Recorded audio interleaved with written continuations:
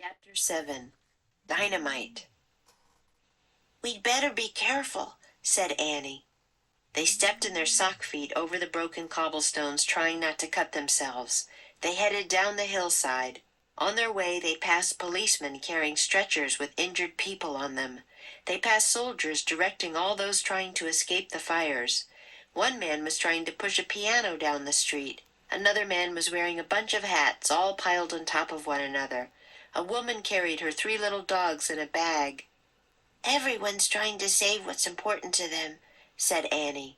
"Like the librarian," said Jack. "And us, we're trying to save the sign." He clutched the piece of wood.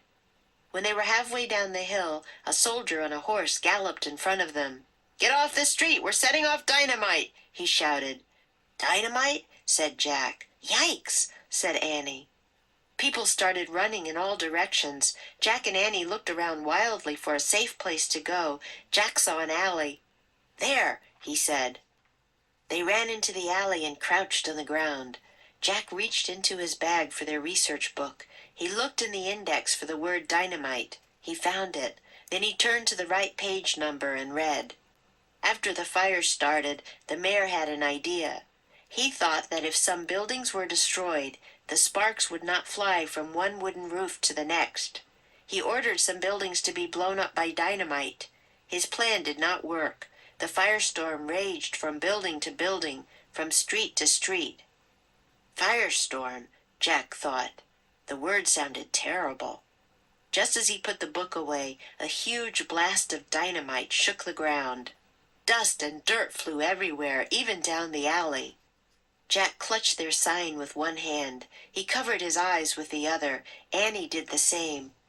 Another huge blast rocked the ground. Jack tasted grit in his mouth. He looked at Annie. She was caked with dust from head to toe. He looked down at himself. He was just as dirty as she was. "Hey, would you look at those two?" someone said. "Now that's a story." Jack looked up. Betty, the newspaper reporter, and Fred, the photographer, were standing in front of them. Even though they were also covered with dirt, Fred was setting up his camera, and Betty was taking notes in her notebook. "Hold up your sign, Sonny," said Betty. Too stunned to say anything, Jack held up the sign with a poem about hope. Fred took a picture. Another dynamite blast shook the ground. "Come with us, we're headed for the park," said Betty. "We can't. We're on our way home to our parents," said Annie. "Well, get going and be careful," said Betty. "Let's beat it, Fred." The photographer grabbed his camera equipment and the two of them rushed off. "I don't think Betty and Fred recognized us," said Annie. "I don't recognize us," said Jack. Another blast shook the ground. "Come on," said Annie. "Let's beat it." Jack and Annie jumped up. Jack put their sign in his bag. Then they started back down the hill. Chapter 8 Good Luck, San Francisco. Jack and Annie ran over the cobblestones. Dynamite blasts echoed behind them. They headed back down the hill. Flames shot across the roofs, traveling from one house to another. "We're heading right into the firestorm," Jack shouted over the noise. "We have to keep going," Annie shouted back, "before the treehouse catches fire." At the bottom of the hill, thick smoke was rolling through the street. It made Jack's eyes burn. "Where's the treehouse?" he shouted. "Here," said Annie. Jack followed her voice. She was holding on to the rope ladder. "It's still here," Jack said with relief. "Of course. The treehouse wouldn't leave without us," said Annie. "Don't you—" "Go, go," said Jack. Annie started up the rope ladder. Jack followed. They climbed into the treehouse and looked out the window.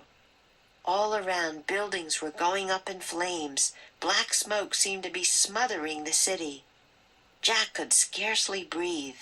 His throat burned. His eyes were stinging. Annie grabbed their Pennsylvania book. She opened it to the picture of Frog Creek and pointed. "I wish we could go there," she said. "Good luck, San Francisco." "Goodbye, San Francisco," said Jack. The wind started to blow. The treehouse started to spin. It spun faster and faster. Then everything was still. absolutely still.